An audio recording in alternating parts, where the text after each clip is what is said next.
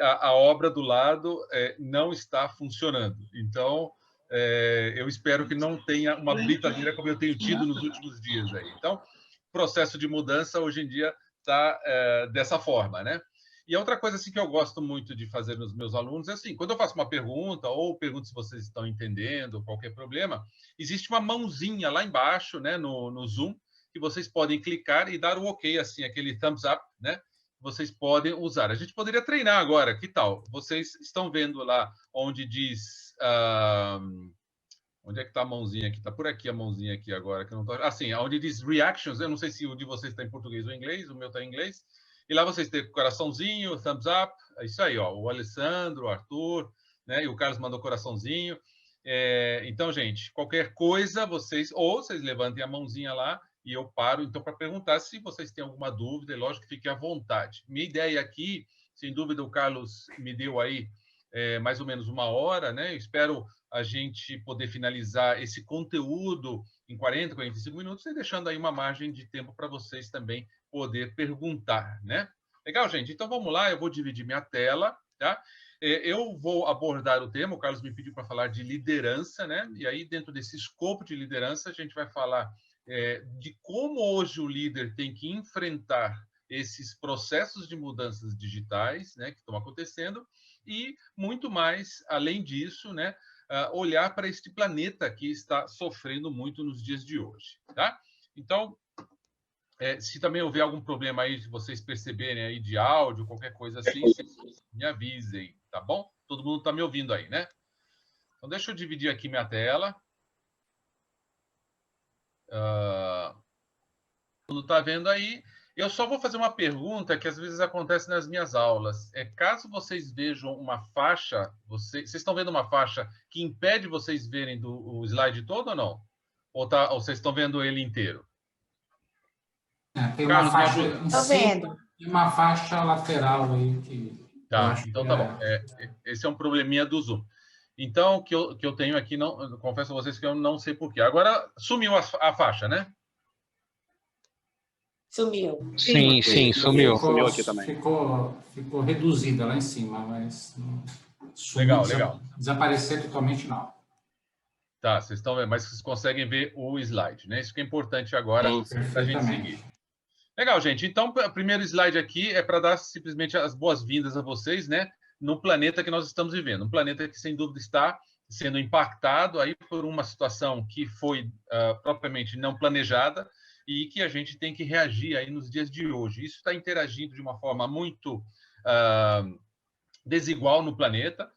E o planeta tem sido justamente sofrido muito com isso, né? Em diferentes regiões, diferentes formas e diferentes formatos estão acontecendo de forma que a gente está sendo impactado no nosso dia a dia e a gente precisa aprender a reagir, principalmente, diante desse novo cenário, né? Dizer que nós iremos viver um novo normal, eu não sei. Eu acho que, na realidade, muita coisa, sim, vai ser substituída, alterada, modificada, mas dizer propriamente que nós estaremos vivendo em breve num outro tipo de planeta, eu não acredito que seja tão impactante assim. Esse momento, esse período aí que a gente está... Desculpa, tem alguém me perguntando ou tem alguém com o microfone aberto?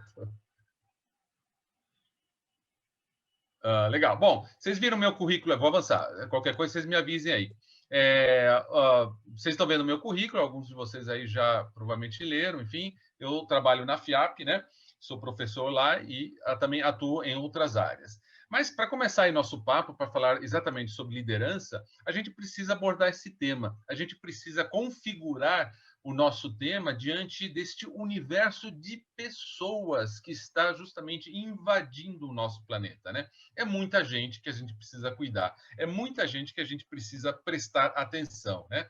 Então, só para vocês terem uma ideia, nós hoje somos mais de 7 bilhões de pessoas no planeta e em breve seremos mais de 8 bilhões. É muita gente que impacta no nosso dia a dia, muita gente que precisa alimentar, que precisa dar sustentação, né, moradia e todo tipo de serviço para essa quantidade de pessoas que estão habitando hoje no nosso planeta, né? E além disso também a expectativa de vida dessas pessoas tem aumentado muito, né? Em breve a maior parte das pessoas irão viver mais de 100 anos, né? Existe aí teorias que o homem viverá, sem dúvida, em breve, mais de 150 anos, tá? Então, assim, cada vez mais isso está se tornando uma realidade. Então, a gente precisa constatar aqui que a gente precisa reagir e tomar novas atitudes diante desse cenário que, obviamente, estará reestruturando toda a nossa base, toda a nossa base dessa pirâmide, né? E aí poderíamos dizer que 2020 é um ano zero, né? Poderíamos dizer que antigamente quando a gente dizia ACDC, era antes de Cristo ou depois de Cristo, agora poderíamos dizer que é antes do Covid e depois do Covid.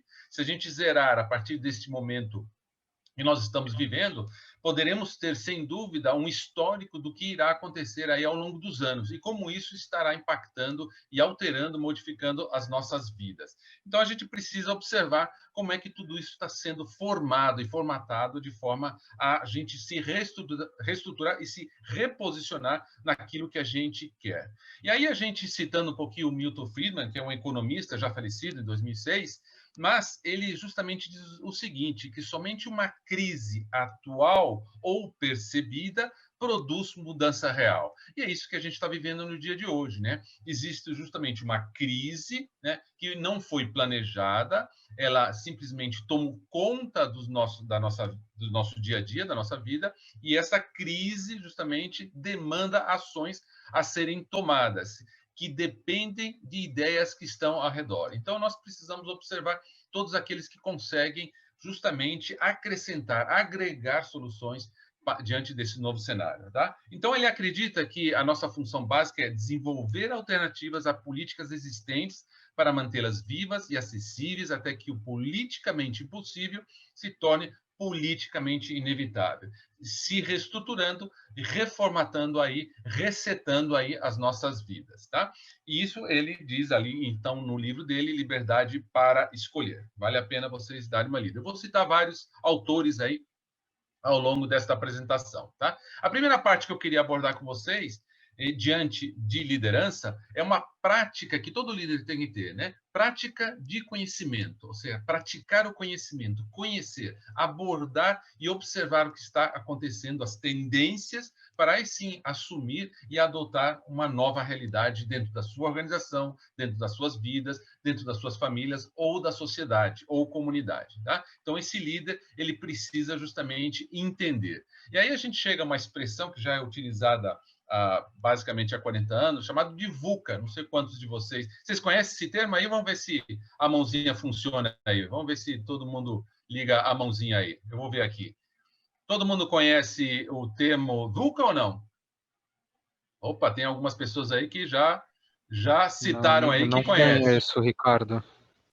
Tranquilo, é só não precisa levantar a mãozinha. É só deixar ali. Então, o VUCA é um termo em inglês, tá? Que justamente fala desse novo cenário, né? Desse novo mundo que nós vivemos. Ou seja, o mundo é altamente volátil, ele se transforma, tá? Ele é inseguro, ou a gente não sabe o que vai acontecer no dia de amanhã, ele é complexo cada vez mais.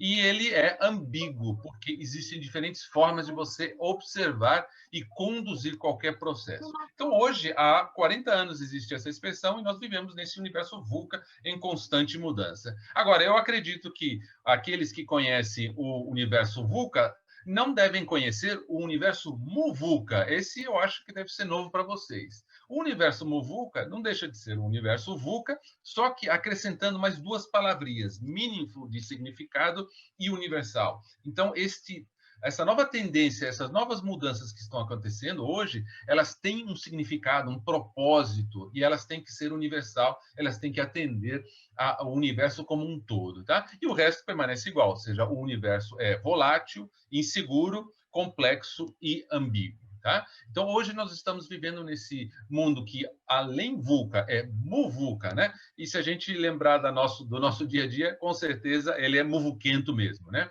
Então, como é que era esse universo antigamente? né? O velho era estável, havia uma estabilidade, você sabia o que ia acontecer, e o novo, ele demanda o quê? Uma volatilidade. A gente não sabe o que estará acontecendo no dia de amanhã, né? A gente tem percebido isso no nosso dia a dia hoje, né? Antigamente, tudo era certeza, a gente sabia e conseguia se programar a longo prazo. Hoje, somente existem incertezas. A programação, o planejamento de 5 anos caiu. A gente não consegue nem planejar nos próximos 2 anos. Precisamos rever como agir dessa forma, né? Antigamente o mundo era mais simples, as coisas eram conhecidas, né? Então havia uma simplicidade no nosso meio. Hoje é tudo complexo, tudo ambíguo, tudo gera um impacto muito grande. Antigamente havia mais clareza daquilo que se pretendia. Hoje o universo é ambíguo, por quê? Porque a gente não sabe o que irá acontecer em breve. Então, antigamente a gente morava, vivia e conduzia tudo dentro de uma zona de conforto, e hoje é um conforto, né? Hoje nós não estamos confortáveis. Muitos de vocês provavelmente já estão impactados com a mudança ao quadrado. Então, o universo hoje realmente ele é muito complexo, tá? Então, citando um pouquinho Edgar Morin, que é um antropólogo, sociólogo, ainda vivo, francês, né? Ele está, se eu não me engano, aí com 96 anos já. Ele diz o seguinte, que o antigo universo controlava e destilava o tempo. O novo universo é levado pelo tempo. Então, assim, o que ele quer dizer? Antigamente, ficava muito difícil de nós termos um controle em cima de tudo isso, tá? Nossa, hoje em dia, né, o universo desse tempo, ele parece que passa assim pelos nossos dedos, né, no nosso dia a dia. E isso está realmente impactando o nosso dia a dia. E ele fala, inclusive, que hoje o homem já não é mais aquele homo sapiens sapiens, o sapiens sapiens demens, né? De demente. Isso ele conta lá no livro. Dia de hoje, o mundo ele não é, ele deixou de ser exponencial. Então, a curva hoje se dirige para o teto, né, lá para cima, porque muitas mudanças estão acontecendo rapidamente.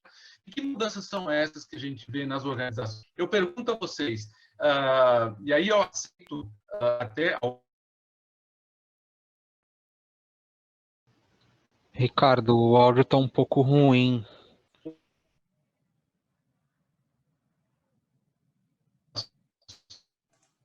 Eu pensei que fosse aqui. Não, acho que para todos. Acho que possivelmente ele até caiu. Vamos esperar ele voltar. Ricardo. Alguns comentários de vocês. Quem tem Ricardo. mais quartos, Marriott ou Airbnb? Quem poderia me responder? Ricardo. Eu estou aqui. Estou aqui. O teu áudio tem travado. Estão me ouvindo ou não? Agora sim, o teu áudio travou nos últimos, 3, 4 minutinhos. Eu não sei se ajudaria você fechar a tua câmera para deixar um pouco mais leve essa conexão. E se você puder voltar tá bom. Com a fala de um slide atrás, acho que aí a gente retoma desde o ponto que começou esse probleminha de áudio. Pode ser? Pode, lógico. Então, vamos voltar aqui, vamos ver. Eu parei aqui vocês viram esse slide aqui do Edgar Morin? Isso. Então, o Edgar Morin nos fala justamente que hoje o mundo ele se alterou muito, né? Hoje o tempo, justamente, ele não é mais controlável. É isso que ele quer dizer quando ele diz que o novo universo é levado pelo tempo, tá? Então, isso ele diz no livro dele, né, citando, inclusive, o homem moderno como Homo sapiens sapiens, não só sapiens sapiens, mas sapiens sapiens e demens, né? Ou seja, ele é demente diante de tudo isso que está acontecendo. Isso porque o mundo hoje não é mais linear, não é previsível, hoje o mundo é exponencial e as coisas estão tomando uma proporção de mudança muito gigante, tá? Grandes empresas hoje tomaram novos concorrentes, né? Como, por exemplo, o Marriott e o Airbnb. Eu pergunto a vocês, se vocês estão me ouvindo bem aí, quem que tem mais quartos, o Marriott ou o Airbnb? Quem consegue me responder isso? Marriott, né? Que é um hotel. Airbnb é uma empresa de tecnologia. Isso, muito bem aí, parabéns. Quem respondeu é isso mesmo. Ou seja, o Marriott é quem tem mais quartos. Quantos quartos tem o Airbnb? Nenhum. Na realidade, ele trabalha com os quartos, os seus quartos, né? Os quartos das pessoas que cedem, né? E assim temos a mesma coisa acontece com a Volkswagen e Uber. Quem tem mais carros? A Volkswagen ou Uber? Lógico que a Volkswagen produz ainda carros físicos, porque a Uber não tem nenhum carro no seu assets, né?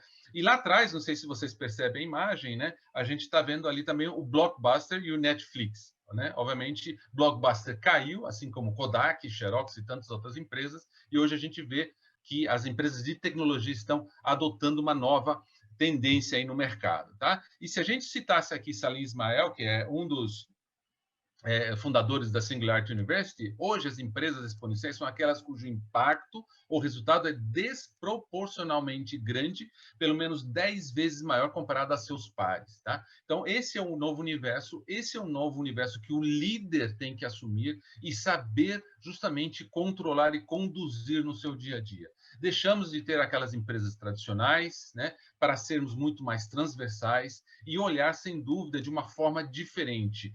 As pessoas que estão hoje dentro das organizações, elas trabalham diferente, elas se organizam diferente, né? Então, hoje, elas estão com uma capacidade intelectual muito focada em ideia.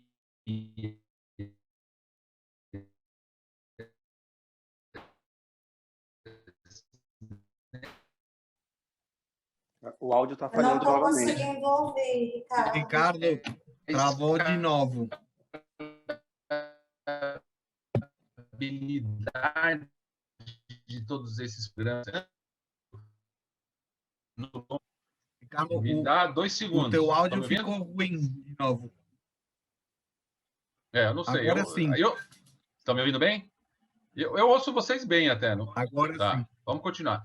Então, o que as empresas hoje estão procurando? Né? O que as pessoas nessas organizações? Elas estão justamente focando em propósito. As empresas hoje precisam ter um propósito. Há 20 anos atrás, a gente falava de missão e visão. Isso caiu em desuso, porque as empresas hoje estão procurando, as pessoas dessas empresas estão procurando se sentir muito mais apegadas, né, a diferentes necessidades e demandas sociais das organizações. Tá bom?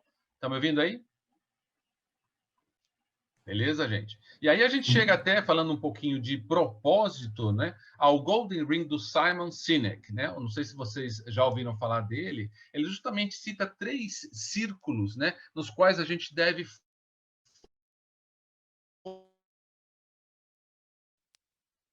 O áudio começou a falhar novamente, Ricardo. Sua conexão não, definitivamente não está boa. Ricardo?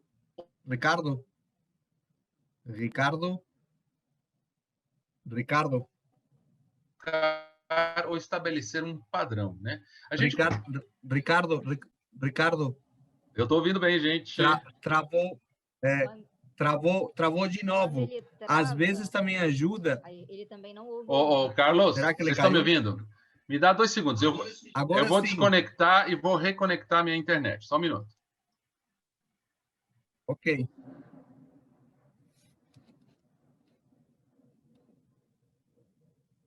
Estão me ouvindo aí? Estão me vendo, né? Sim. Legal. Então, vou tirar só o vídeo aí para melhorar.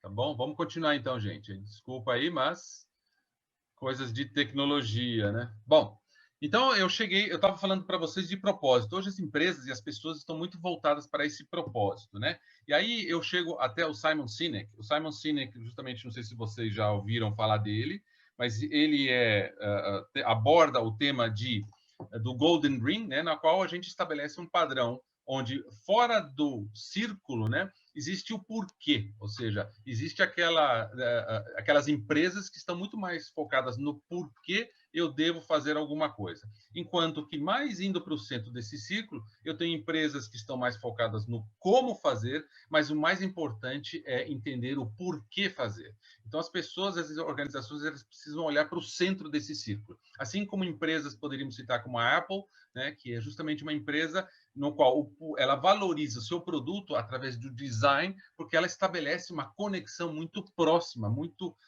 afim com o seu cliente, tá? Diferentemente de outras empresas de tecnologia. tá? E aí, citando também Peter Diamandis, um outro fundador da Singularity University, ou você transforma seu modelo de negócio, ou outra empresa fará isso antes de você. Tá? Então, a gente precisa correr contra o tempo, tá? Porque senão a gente vai perder mercado, e a gente sabe disso e viu acontecer isso com outras empresas como a Kodak e tantas outras aí. E aí a gente chega num cara que eu acho muito importante, se a gente está falando de liderança, de recursos humanos, que é o David Urich.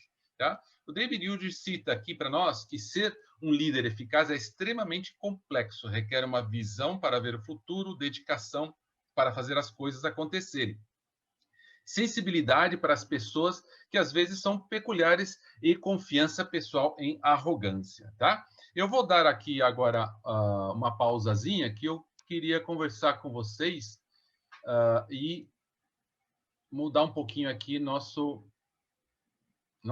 meu compartilhamento de imagens, né? Vamos ver se vocês conseguem. Vocês estão vendo aí uma...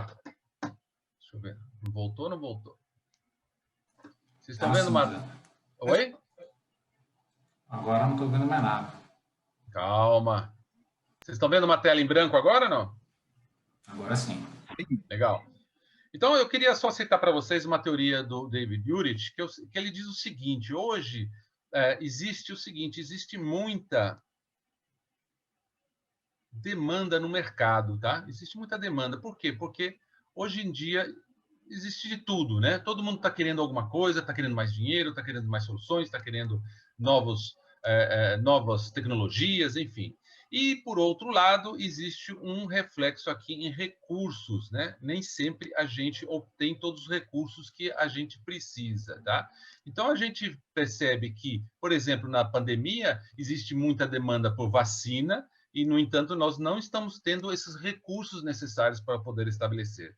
Nas organizações, a mesma coisa. Existe muita demanda por soluções, para resolver problemas, e nem sempre a gente descobre os recursos necessários. O que acontece? Essa teoria aqui, ele pegou de uma pesquisa que foi feita nos Estados Unidos, onde existe um impacto muito grande entre jovens, e os idosos aqui, tá? Na qual estabelece o seguinte, essa pesquisa: os jovens, eles têm, sem dúvida, muita demanda, tá? Então, eles se esgotam muito rápido, né? Eles trabalham muito burnout, que é uma palavra aí que virou um hábito agora hoje em dia, tá? Então, o burnout está acontecendo muito entre os jovens, enquanto que entre os idosos está acontecendo o que é ao contrário, o tédio.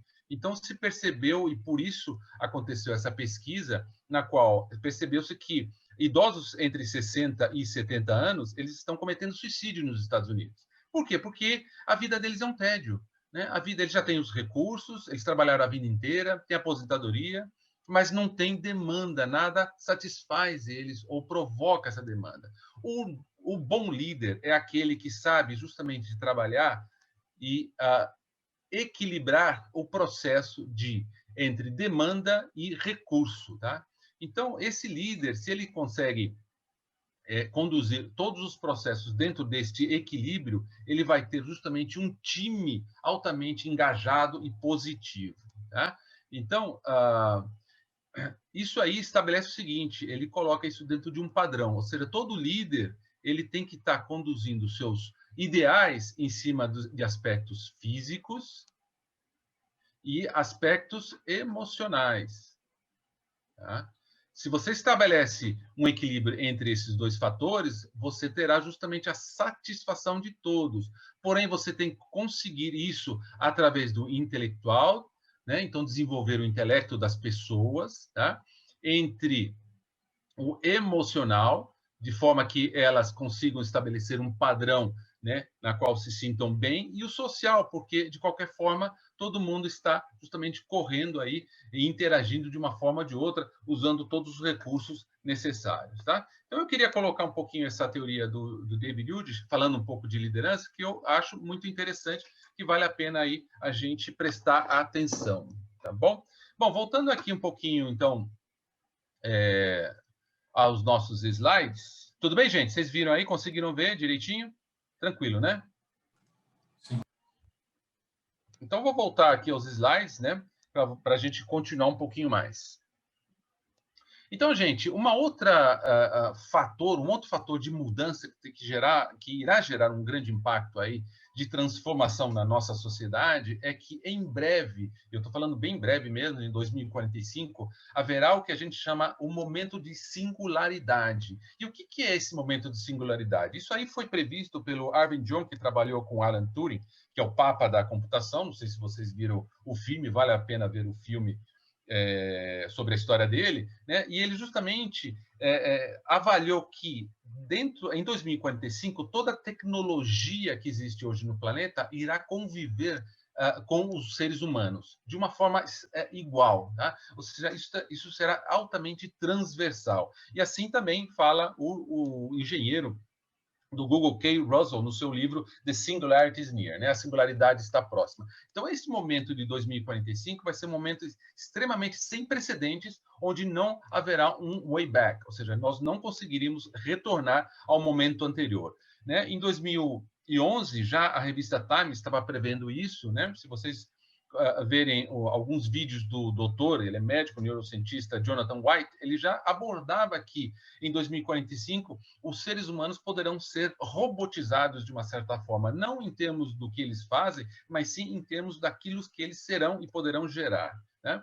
E o escritor de ficção científica, o Vernor Vinge, já prevê o seguinte, que dentro de 30 anos teremos os meios tecnológicos para criar inteligência sobre-humana. Logo depois, a era humana terminará. Lógico que ele é um escritor de ficção científica, ele quer vender seus livros também, ele eleva isso numa exponencialidade tal que é para gerar um grande impacto. Mas, sem dúvida, aquela área de recursos humanos que era anterior, né, ao que nós chamamos hoje de recursos humanos, ou seja, os recursos industriais, trabalhava num aspecto muito mecânico, né? Hoje em dia, não. Hoje em dia, você tem recursos autômatos, que basta alguém apertar um botão e todos os robôs poderão executar todas aquelas tarefas que eram realizadas anteriormente, tá? Então, cada vez mais isso está sendo impactado. E cada vez mais nós temos e teremos no nosso dia a dia os computadores quânticos, como este da IBM. Esses computadores quânticos, eles têm uma velocidade e capacidade gigantesca, de 200 petaflops, ou seja, 200 quatrilhões de cálculos por segundo, algo inimaginável há simplesmente 5, 10 anos atrás, né? Então, isso vai gerar realmente um universo de cálculos, a possibilidade de a gente trazer novas soluções gigantesca. É lógico que também tudo isso está gerando um impacto ambiental no planeta, porque todos esses computadores e data centers, a partir do momento que eles passam a trabalhar em conjunto, eles consomem 2,5% de toda a energia gerada no planeta. Ou seja, isso é muita coisa. Então, tudo isso tem que ser avaliado e como será conduzido por esses líderes que estão transformando o planeta, né? E aí a gente chegamos então no famoso Watson, né? Que é um computador, né? Que fica numa temperatura baixíssima, menos 200 graus, né? Lá nos Estados Unidos. Ele é pequeno, ele cabe provavelmente no quarto de vocês, tá? Ele não é tão grande, mas ele, sem dúvida, gera um impacto muito grande, tá? Agora, a pergunta que a gente precisa entender é o seguinte: será que um computador desse, que é inteligente, que, enfim, produz inteligência artificial, consegue realizar inúmeros cálculos, ele é realmente melhor que o nosso cérebro? Qual será a diferença entre um computador desse e o nosso ser humano, tá? É que justamente os computadores foram programados para realizarem tarefas específicas, né? Tarefas na qual são repetitivas, enquanto que nós não, nós temos emoções, nós temos distrações, nós temos certas particularidades que nos diferenciam e muito dos computadores, tá? E precisaremos de 5 bilhões de transistores, tá? Para superar ainda o cérebro humano. É muita coisa. Então, ainda a gente tem uma vantagem em cima dos computadores, apesar de tudo que a gente está vendo. Mas a gente precisa entender tudo isso aí, né? Lá em 77, não sei se vocês se recordam, mas o Kasparov, que era o campeão de xadrez naquele momento, né, ele perdeu 3 vezes do Deep Blue, que era um computador da IBM, né? Naquela época gerou um grande impacto. Por quê? Por que será que aquele computador conseguia ganhar e vencer o Kasparov? Porque justamente ele foi programado para realizar uma estratégia que já estava pré-programada e ele conseguia avaliar rapidamente. O Kasparov conseguiria fazer isso, sim, mas existiam momentos em que a cabeça dele se distraía até pelo próprio movimento do computador. Tá? Então, tenham em mente que em breve haverão muitos computadores trabalhando conosco, tá? Provavelmente em 2045. Só para vocês terem uma noção, na década de 90, nós tínhamos 2,25 milhões de robôs industriais. Em 2030, teremos 20 milhões de máquinas globalmente aí trabalhando conosco, tá? Então, olha só, a Boston Dynamics é uma empresa americana, né? Ela justamente cria, né? Produz robôs como este aqui. Não sei se vocês conseguem ver o videozinho ali no canto, né? Robôs que interagem, já estão à venda, tá? Esses robôs, por exemplo, ele está aqui, não sei se vocês conseguem ver, ele está andando aí na neve, tá? É difícil, muito difícil um computador deste porte e deste peso, né, atravessar um campo assim como este em neve, né? Mas ele foi programado justamente para poder executar esse tipo de tarefa, né? Ou seja, tarefas repetitivas, tarefas que não precisa necessariamente o homem realizar, tá? E olha só, o criador dele provoca ele e, curiosamente, ele não reage. Por que ele não reage? Porque ele não foi programado para reagir. Então, ainda temos essa vantagem sobre nós. Algum dia esse computador poderá ser como os seres humanos? Talvez, mas eu acho que ainda vai demorar muito, tá? Então, em 7 anos, né, segundo o Estadão e o UOL, em 7 anos teremos o impacto também dessas novas profissões que estarão aparecendo, né? Por exemplo, Feng Shui de dados, né? O indivíduo que avalia dados a partir da sua naturalidade, tá?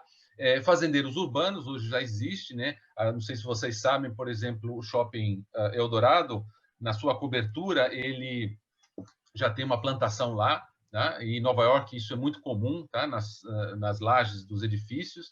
Existirão, então, os nostalgistas, aqueles que dirão para nós exatamente como foi o passado, para que a gente consiga evoluir para o futuro. Existirão os designers de lixo. Vocês têm que concordar comigo que lixo é um erro de design. Então, a gente precisa restabelecer um novo padrão. A gente não pode ter mais lixo. Nada pode ser desperdiçado. Tá? Existirá o planejador de velhice. Já existe, sem dúvida, dentro das seguradoras. Mas esse planejador de velhice será como conviver velho, né? De uma forma saudável. Tá? Existirão, e já existem, os pilotos de drones, né? 2 anos atrás, inclusive, um drone matou um general iraquiano no Irã, ou ao contrário, iraniano no Iraque, né? E a gente viu isso pela televisão. Existirão, e já existem, os gestores de energia limpa, cargo extremamente importante aí dentro desse tema ESG, que eu vou comentar já já. Existirão os consultores genéticos, que é para você terem filhos com a cara do Brad Pitt, ou de alguma celebridade, né? Existem os diretores de filme VR, que hoje em dia já existem, inclusive, dentro do mercado pornô. Eles já estão conduzindo vários filmes aí. Psicólogos de robôs, que nada mais são do que os engenheiros que estarão justamente ajustando esses robôs e como eles reagem, tá? Existe também o Chief Happiness Officer, né? Recentemente, algumas empresas como a Microsoft já contrataram. É o cara que justamente tem a função de avaliar como é que está o termômetro da organização, se as pessoas estão felizes. Existe, inclusive, um país que tem esse indicador como padrão, que é o Butão. Existirão também os especialistas em diversidade, que é um tema hoje muito atual e muito importante hoje de a gente assumir. Então, o líder hoje, ele precisa entender como é que vai funcionar a sua organização.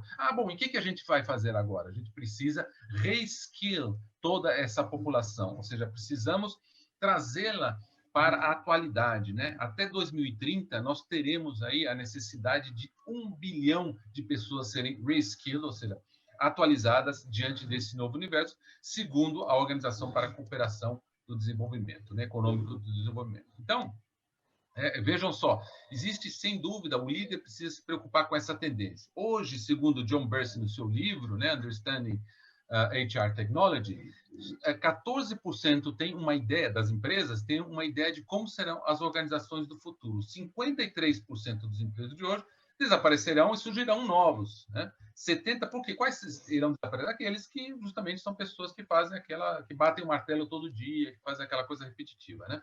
70% acreditam que precisam ter um perfil diferente e misto para o futuro. Agora, vocês não imaginam a percentagem de empresas que ainda não estão prontas e se organizando para essa digitalização do mercado. 92%. É muita empresa que precisa ainda se atualizar. Tá? Então, há um mar de oportunidades nisso tudo. Segundo o Human Capital Trends, né, um relatório da Deloitte, a liderança digital requer mudanças rápidas de como os líderes pensam, agem e reagem. Tá? Segundo esse relatório, somente 5% sentem que tem líderes fortes, tá, dentro desse universo digital. Ou seja, 72% estão se desenvolvendo novos programas para justamente atualizar esses líderes. Tá? Então, existe um mar aí de possibilidades. Porque o líder, hoje em dia, ele tem que ir além. Ele tem que entender que ser digital não é simplesmente saber usar as ferramentas digitais, mas é pensar digital. E pensar digital significa ser um agente nexialista. E o que é um nexialista? Nexialista é aquele indivíduo, aquele líder que não é nem especialista e nem generalista. Ele justamente tem as competências de ser transversal a todo o seu conhecimento, a todo o conhecimento da organização e sabe onde atuar, respectivamente, para agregar valor na empresa. Tá? Então, é isso que a gente precisa. E o grande filósofo Raul Seixas, então, ele nos demonstra que o mundo está em uma metamorfose ambulante, né? Já dizia isso há algum tempo. Então, se eu falei lá no começo da nossa palestra que o mundo é VUCA, esqueçam, o mundo não é VUCA, o mundo é bunny. Bunny é frágil, ansioso, não linear e incompreensível. Então, hoje está afetando todas essas mudanças o indivíduo. Então, a gente precisa saber como conduzir esses indivíduos para que justamente superem este momento bunny. Então, não vivemos somente uma revolução tecnológica, mas vivemos uma revolução antropológica, uma revolução que está impactando nos seres humanos. Tá? E aí, citando alguns autores, né, eu gosto muito deste livro, né, O Poder do Hábito, de Charles Duhigg, que cita justamente a necessidade de nós criarmos novos hábitos. Tá? Então, vale a pena vocês darem uma olhada no material deles, depois eu vou passar esses slides para vocês também, para vocês perceberem que existem, né, os hábitos representam 40% das nossas vidas, tá? E eles podem ser simplesmente através de um sinal, rotina ou recompensa, tá? Os hábitos não são exclusivos de indivíduos, estão presentes também nas grandes e pequenas organizações. E os hábitos podem ser alterados. Então, a gente precisa começar a trabalhar e o líder tem esse papel de criar novos hábitos na organização para se adequar a esse mundo digital. Tá? Só que, olha só, segundo Malcolm Gladwell, no seu livro Blink, desenvolver novas experiências e, obviamente, novos hábitos demanda 10 mil horas de prática. Então, mudar uma cultura da organização é um processo lento. Então, a gente precisa o quê? Aprender a mudar. O líder precisa justamente saber em que momento ele precisa agir para estabelecer um novo padrão. Tá? Então, e quem também avaliou esse ponto de vista foi Charles Darwin, né? Já 2 séculos atrás, né, quando ele viajava pelo mundo no seu Beagle, que era o barco onde ele justamente fez análise do planeta, e chega a essa máxima aqui, né, que as espécies que sobrevivem não são as mais fortes, nem as mais inteligentes, e sim aquelas que se adaptam melhor às mudanças. É o mesmo com as empresas, tá? E eu não posso deixar de citar a Elisabeth Kübler-Ross, que é uma psicóloga suíça que faleceu em 2012, mas ela justamente analisava como as pessoas são impactadas diante de situações que a gente chama de traição, momentos de traição, momentos em que, por exemplo, existe uma perda de um ente querido, existe um problema financeiro da pessoa e ela passa por um vale. Então, todo mundo passa por esse vale. Nós precisamos, e o líder precisa ter consciência de que todo mundo irá passar por este vale diante das mudanças. Nós estamos percebendo isso agora durante a pandemia, e que o importante é saber que nós não podemos aprofundar este vale nem distanciá-lo muito, ou seja, a gente precisa efetivamente conduzir o processo de mudança rapidamente. Tá? Então, a gente pode garantir 3 coisas diante desse cenário de mudança. Uma é que elas não vão deixar de ocorrer, e somente ocorrerão cada vez mais rápido. A gente está percebendo esse mundo digital empurrando a gente diluído, né? Atravessando aí as nossas mãos sem a gente perceber. Segunda garantia, mesmo que bem planejada, uma mudança sempre trará problemas. A gente sabe que o indivíduo, para se adaptar, ele demora Veja o que eu comentei ali com vocês. Precisaríamos 10 mil horas para criar novos hábitos, né? Então, tudo isso gera um impacto de transição, tá? Então, como diz o Pete Silas, né, que foi CEO da Phillips Petroleum, nós não podemos esperar a tempestade passar, e sim temos que aprender a trabalhar na chuva. E, por último, a terceira garantia é que cada um de nós é responsável pela mudança, desculpa. Ou seja, nós não podemos deixar simplesmente ela ocorrer, não podemos mais trabalhar na zona de conforto. Nós precisamos aceitar a mudança e trabalhar com ela. Para isso, a gente precisa justamente essas 4 competências: flexibilidade, inovação, resistência ao risco e resistência ao estresse. O líder tem que saber absorver essas 4 competências, que são as competências X, para poder avançar diante de um universo tão impactante de mudança. A segunda parte que a gente precisa entender é que este líder ele precisa praticar o engajamento do seu time, da organização como um todo. Caso contrário, ele não vai ter sucesso. E aí eu cito justamente um livro que eu gosto muito, que é do Chan Kim, falando sobre o Oceano Azul. E o principal deste livro é que ele cita que é preciso alertar os empregados para a necessidade da mudança estratégica. Nós precisamos ter todo mundo unido e junto em cima do mesmo foco e propósito. Caso contrário, nós não atingiremos os resultados que a gente espera, tá? Então, isso ele cita no livro Oceano Azul, que eu acho que quem gosta de estratégia deveria ler, tá? E, acompanhando um pouco esta teoria, né, o Gallup, que é um organismo, enfim, global e muito importante, muito bem engajado, né, ele justamente demonstra que nas empresas existem, em períodos de mudança, principalmente, somente 15% de pessoas engajadas, somente 15%. Uma empresa de 100 pessoas, você terá 15 pessoas ali engajadas, enquanto o resto é não engajado e 30% ainda estão desengajados, tá? Então, você vê que é um trabalho de força, como se fosse um cabo de guerra, né? 15% a favor, 30% lá atrás contra. Então, como a gente trabalha? Por isso que a gente precisa de um líder como agente engajador e, sem dúvida, nexialista. Este impacto somente segundo o Gallup, na sociedade americana, representa 20% ou quase $500 bilhão em improdutividade nas empresas, tá? Então, é um impacto muito grande. E quais são os fundamentos críticos de uma equipe, né? Assim como a gente vê nos times, nas Olimpíadas ou nas corridas de bicicleta, enfim, tantos outros esportes, né? O time, a equipe precisa ter, sem dúvida, objetivos claros, atributos dos integrantes, cada um sabendo o seu papel e como agir dentro do seu papel. Funções precisam ser bem estabelecidas e organizadas dos integrantes, e a ferramenta maior e principal de todo líder é a comunicação. Sem essa comunicação, fica-se muito difícil. Então, para a gente trabalhar justamente esses times, a gente precisa contratar pessoas apaixonadas. É a única coisa impossível de ensinar, segundo o Jack Dorsey, fundador do Twitter. Ou então, como diz Peter Schultz, o engenheiro Peter Schultz, contrate o caráter e treine depois as habilidades, porque isso fará diferença total nas suas organizações. Mas como é que são essas pessoas? Como é que elas reagem, né, diante disso? Aí a gente vai até Daniel Kahneman, no livro Thinking Fast and Slow, que ele escreveu, inclusive ganhou um Nobel, né? Ele é um economista muito famoso, e ele identificou que existe no nosso cérebro 2 tipos de sistema. O sistema intuitivo, que ele chama de sistema 1, e o sistema 2, que é o racional. A gente poderia fazer uma analogia com o Tico e Teco, né? O Teco é aquele emotivo, emocional, que está sempre chateando, inclusive o Tico, que é muito racional e organizado. Nós atuamos e agimos desta forma. Existe em nós 95% de emoção e 5% de racionalidade. A gente precisa também saber trabalhar essas emoções para que elas se tornem e pesem também para o racional. E segundo o português Antônio Damasio, toda e qualquer expressão racional está, sim, baseada em emoções, tá? E assim ele cita isso no Erro de Descartes, que é um dos livros dele, tá?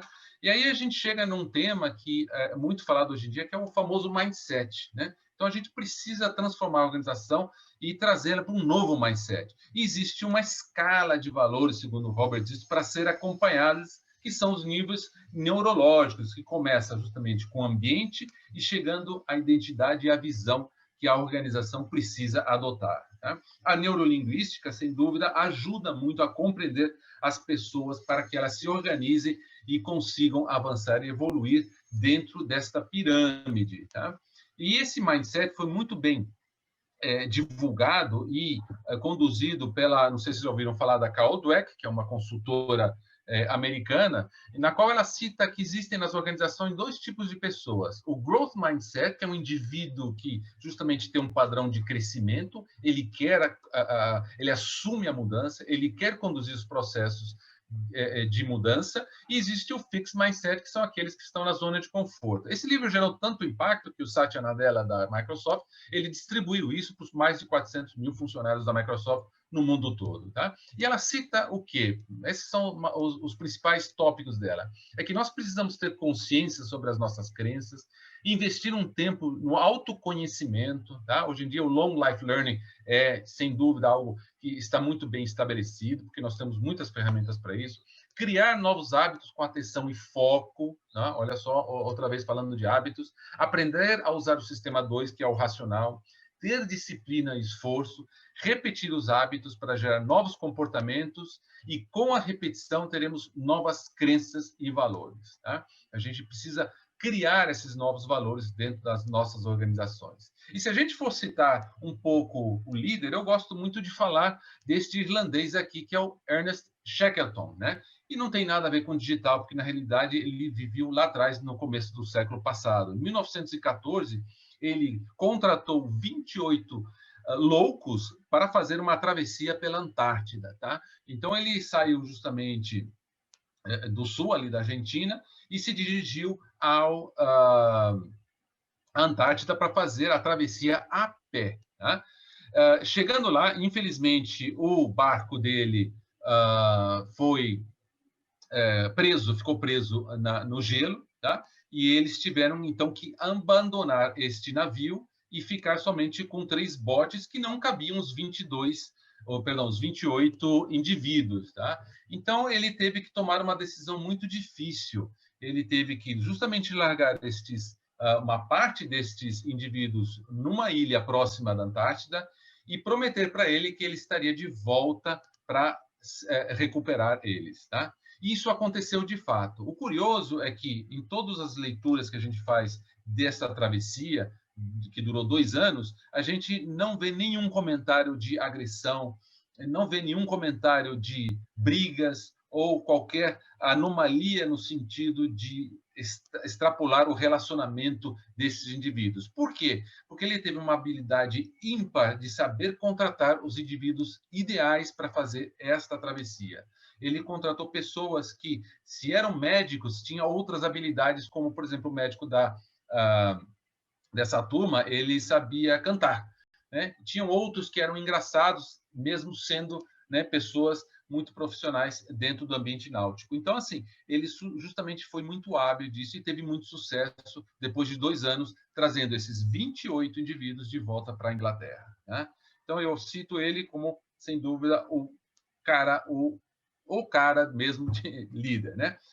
Terceira parte, já estamos finalizando, tá, pessoal? O líder precisa praticar comunicação. Né? Aí eu cito Marshall McLuhan, já falecido, mas ele lá atrás, na década de 80, ele já dizia que o homem cria a ferramenta e a ferramenta recria o homem, porque hoje nós temos inúmeras formas de se comunicar e a gente não sabe estabelecer um padrão. Então, dentro do livro dele de meios de comunicação, ele já previa o anúncio da internet sem sequer a internet ser citada em nenhum estudo daquela época, mas ele já previa que isso iria impactar bastante o nosso universo. Tá?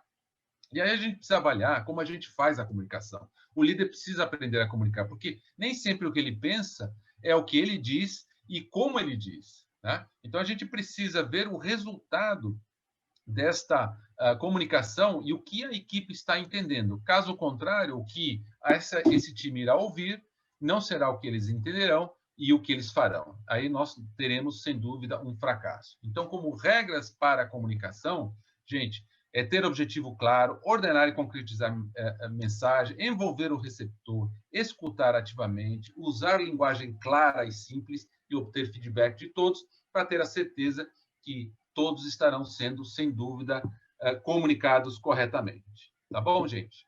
E, por último, o líder precisa praticar uma coisa que está muito em falta hoje em dia, que é a empatia, né? Hoje as pessoas parecem que esqueceram dessa palavra. Tá? E citando Lincoln aqui, a maior habilidade de um líder é desenvolver habilidades extraordinárias em pessoas comuns. Tá? Nós estamos caminhando já para o meio do século XXI e a gente precisa saber qual vai ser o nosso paradigma, porque o velho paradigma já não existe mais, onde gestores pensam e os empregados agem. Essa pirâmide se inverteu. Hoje o líder apoia, empodera, e justamente para que outros desenvolvam as soluções ou os objetivos estabelecidos. Tá? E aí eu gosto de citar um pouquinho o Calvin aqui, que eu acho que faz muito sentido. Né? Ele diz aqui para o Haroldo, que é o tigre dele, não sei se vocês o conhecem, né? Eu estava lendo que existem inúmeras espécies ameaçadas de extinção pela devastação da natureza que o homem promove. Aí ele diz, às vezes eu acho que a maior prova que existem formas de vida inteligente no universo é que nenhuma delas tentou entrar em contato conosco até hoje. De fato, né? A gente realmente tem um planeta maravilhoso e que, de repente, a gente está vendo diante aí de questões que estão justamente gerando impacto e, aparentemente, nós estamos até destruindo. Então, a gente poderia citar inúmeras, né? Terrorismo, controle de energia, né? Bom, falando de terrorismo, acho que todo mundo sabe exatamente todo o impacto que isso está gerando. Controle de energia, hoje, como eu disse anteriormente, né, o impacto de consumo de energia, até das próprias ferramentas digitais que nós estamos criando, é um impacto enorme. Né? Só esses data centers já estão consumindo 2,5% da energia global, né? E por aí vai. Pandemias, estamos vivendo neste momento, que está gerando um impacto muito grande. Extinção de espécies. Hoje, no planeta, somente existem 7% de espécies selvagens. 7%. Todo o resto é gado, galinha, porco e peixe que a gente produz isoladamente. Tá?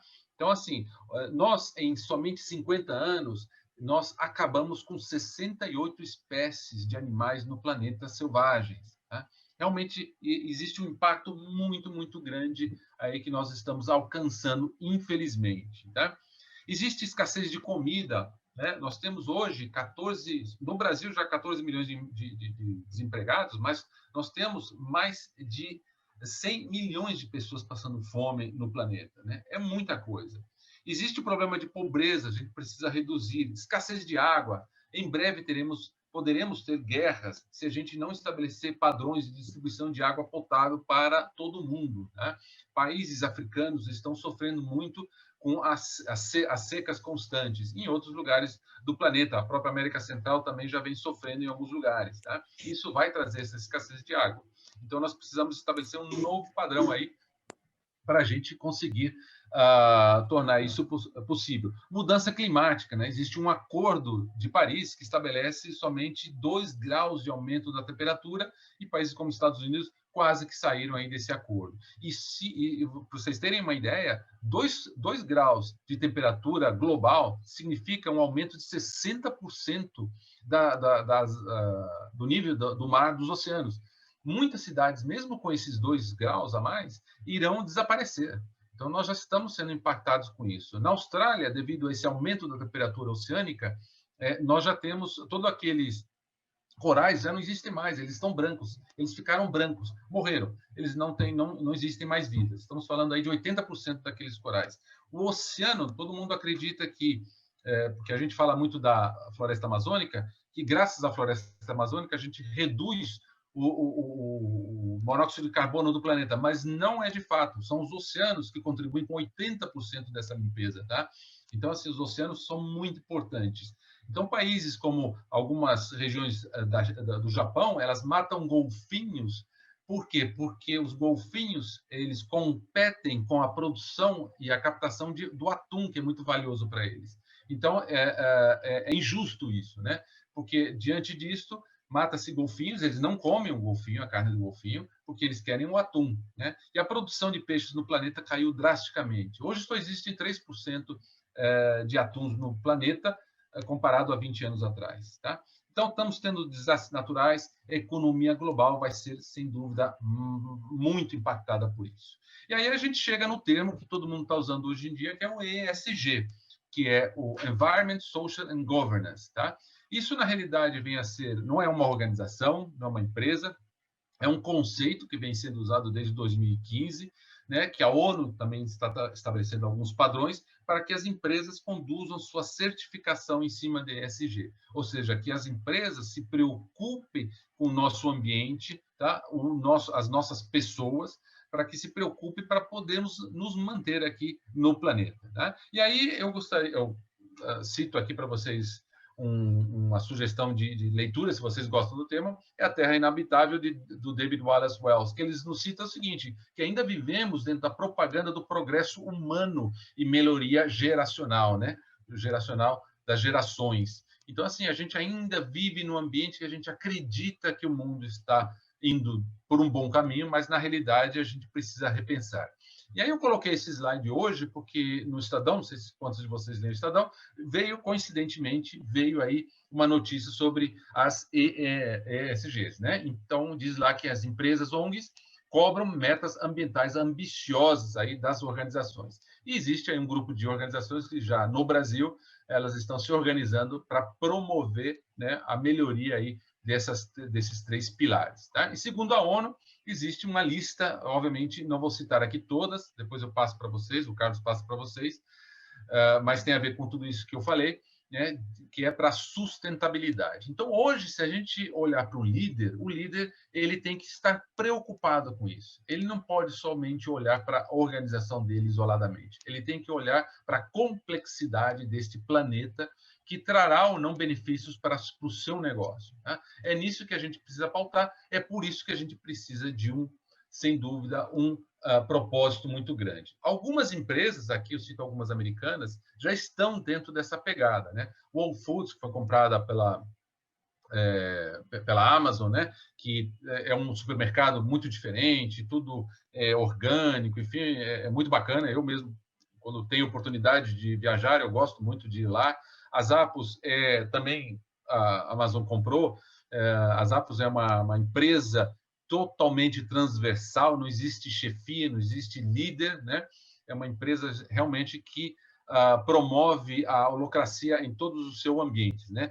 Enfim, por aí vai uma série de empresas que estão já estabelecendo. E aí existe um indivíduo que escreveu um livro chamado Firms Endearment, né? Endearment significa carinho, ou seja, ele fala das empresas às quais nós temos muito carinho e compara a evolução dessas empresas, o quanto elas têm agregado valor para os acionistas. E compara com outras empresas, né, como a Standard & Poor's 500, né, que é um indicador muito importante lá nos Estados Unidos, a G2G, que é do Jim Collins, que é um consultor que também avalia isso, e a gente vê que é o seguinte, que as empresas que estão citadas na Standard & Poor's 500, de 98 a 2013, elas cresceram, em termos de valor, 118%. As empresas que o Jim Collins avalia, 263, enquanto que as empresas as quais o Raj Sisodia coloca no seu livro, no seu estudo, 1.681. Por quê? Porque são as empresas que a gente valoriza, que a gente gosta, que a gente ama. Essas são as empresas que a gente quer para o futuro. Porque, segundo o Daniel Goleman, né, a tarefa fundamental dos líderes é instalar bons sentimentos naqueles que lidera. Perceber o que as pessoas sentem, sem que elas o digam, constitui a essência da empatia. Viu, gente? Então, o líder é esse. Temos que trabalhar e perceber tudo isso. E aí eu deixo uma última frase para vocês, para finalizar. Segundo o nosso querido Peter Drucker, falecido há uns 2 anos atrás, as organizações não realizam nada. São as pessoas que realizam. Ou seja, são vocês que têm que realizar o futuro da nossa sociedade. Então, é isso aí, gente. Eu finalizei minha palestra. Desculpe se eu me atrasei um pouquinho aí, mas tivemos um problema aí de conexão. E queria saber se vocês ouviram. Primeiro, levante as mãozinhas aí, se todo mundo conseguiu ouvir. Legal, legal. Então, algumas mãozinhas aí. Quero agradecer aí. Estou aqui à disposição para saber se vocês querem fazer alguma pergunta, se vocês querem fazer algum comentário, que eu acho que seria bem válido até, saber o que vocês opinam sobre todas essas teorias que estão sendo impactadas e como o líder deve se comportar aí diante desse novo cenário, não só de digitalização, mas de mudança na nossa sociedade. Microfone de vocês. Também vocês podem levantar a mãozinha. Reactions lá embaixo tem a mãozinha assim para levantar para perguntar se quiserem. Carlos, ou o pessoal está tímido ou não gostou da palestra. Acho que tem mais motivos por aí. Não seja tão negativo, Ricardo. Ou entendeu tudo. Ou entendeu tudo. E concorda. Que bom, espero que vocês tenham entendido, sem dúvida, porque é um tema eu apaixonante. acho que o Vinícius abriu o microfone, acredito que é porque queria falar alguma coisa. E a gente começou com a brincadeira e acho que a gente interrompeu ele. Imagina. Fala, Vinícius. Desculpa. Ricardo, muito obrigado aí pela visão que você trouxe. Assim, de fato, não é um mundo que está para ser construído, é um mundo que já mudou, né? Então a gente já percebe muita coisa que já está manifestada, inclusive, só que as realidades elas vão se adaptando à medida que as empresas conseguem, as pessoas conseguem. Mas eu achei muito interessante, principalmente os insights sobre liderança, porque a gente já vive uma era da liderança 3.0, talvez até mais evoluída do que essa, e que traz o protagonismo, né, da liderança como o papel de todo mundo. Fala até que a liderança é importante demais para ser deixada apenas a cargo dos líderes. Então, a gente vive uma realidade enquanto empresa que está evoluindo, que está mudando, que está repensando sua forma de monetizar e também reengajando as pessoas no papel da liderança, né? Então, tudo isso que você disse é válido para todos nós, independentemente de ocuparmos ou não um cargo de liderança. Porque a liderança está aí para todos, né? Nós todos somos capazes de influenciar de alguma forma, seja o destino da comunidade que nos cerca, da nossa casa, do nosso trabalho, da empresa que a gente está e responsável por construir o futuro, né? Muito bacana, muito legal mesmo, muito inspirador sua palestra. Obrigado, Vinícius. Estou à disposição. Eu agradeço.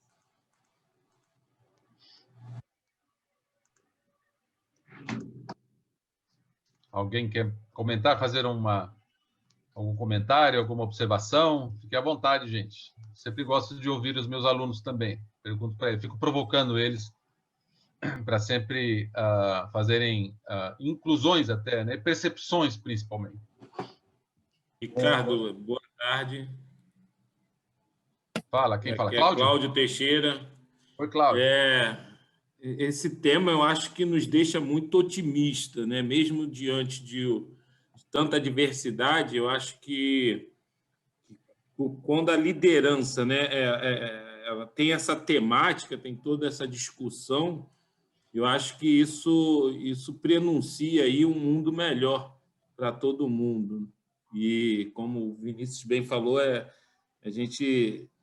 eu li um livro muito interessante que era a gente povo é estrela do mar, né? Que a liderança ela não pode ficar num centro, ela tem que ir para as periferias, ela tem que ir para todos os lados e direções. Então, acho que toda essa temática me deixa muito otimista com o mundo de amanhã, né? Acho que se todos nós, né, que estamos aqui, né, pegar um pouquinho dessa importância, dessa consciência, não só com o próximo, mas com o meio ambiente, com tudo, acho que a gente tem um prenúncio de mundo melhor. Então, parabéns aí pela palestra. Obrigado, Cláudio. Obrigado aí pelo comentário. Muito bom.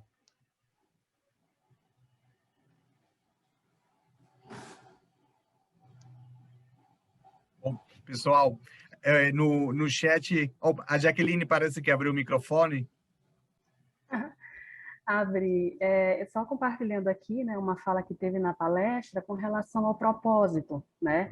E a gente vê assim o quanto nós estamos a cada dia mais, principalmente nesses dias atuais, com um propósito alinhado para esse novo cenário, né?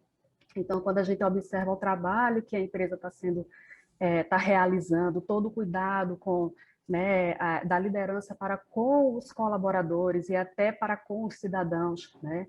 Então, vai muito além de simplesmente emitir um documento, como a gente fala, né? Mas que hoje o propósito é uma fala assim muito profunda, né? Porque nos dias atuais a gente tem pensado muito nisso, qual o sentido da vida, né? Então, muito válida, assim, e a questão do propósito assim, foi o que mais me chamou a atenção, porque, de fato, sem propósito, a gente jamais conseguiria fazer o trabalho que a gente faz hoje, né? Bom, Jaqueline, obrigado. Isso aí, propósito hoje é tudo. E essa juventude está muito empenhada nisso. E, assim, até complementando a fala da Jaqueline, quando ela fala em propósito, tem também a questão da empatia, né? Que a empresa ela tem um cuidado de treinar seus funcionários, preparar também para essa era que a gente já está vivendo digital. E nós aqui, né, também tendo a oportunidade aí de cada vez mais se aprofundar, ter esses insights sobre liderança, sobre esse tema que a gente escuta tanto, né, de liderança 4.0 atualmente. Obrigado, Denise. Muito bom. Isso aí, sem dúvida. Bom, eu queria parabenizar aí o Carlos, Ricardo, parabéns pelo toque, pela palestra. Eu acho que é extremamente pertinente trazer esse assunto de ESG. Eu acho que é um tema focal hoje, em todas as rodas, principalmente de investimento, né? A gente está aí no momento de virada do mundo, no momento de mudança de paradigma, não só no digital, mas eu acho que na vida de todo mundo, e o ESG tem sido constante em todas as conversas quando a gente fala, principalmente de investimento, né? Cada dia mais o capital, que antigamente buscava conceitos tangíveis, tem buscado conceitos intangíveis, né? E hoje a XP, por exemplo, acabou de fazer um evento tratando simplesmente desse assunto, né? O Expert, que sempre foi muito focado em dinheiro, em retorno, esse ano foi só sobre SG. Então, é isso, né? O mundo cansou de falar só sobre lucro e margem e começou a se preocupar mais com como chegar nesse lucro, como chegar nessa margem, como a gente pode construir uma sociedade mais igualitária, mais completa, através de empresas que sejam mais igualitárias, mais completas. E eu acho que assim, o shopping sempre teve isso muito dentro de si, né? Faz parte do nosso dia a dia, faz parte das nossas operações e parabéns. Eu acho que foi perfeito todo o conceito e todo o toque. Obrigado, Antônio. Muito bom. Tem mais uma mãozinha levantada da Gleubinha. Não vi. Acho que Gleubinha e a Kelly. Não sei se elas vão querer falar. Se não, gente, eu agradeço a todos vocês pelo tempo, a paixão, até vocês estarem aqui já diz muito do que vocês esperam, do que vocês procuram e de como vocês se engajam com esse momento, com essa organização que a gente faz parte, que a gente forma, que a gente conforma e que vamos definindo essa nossa cultura. Eu vou fazer um pedido para vocês. Abram as suas câmeras e vamos fazer um barulhão para agradecer o Ricardo esse tempo que compartilhou conosco. Abram as câmeras. Aí eu vou tirar até um selfie.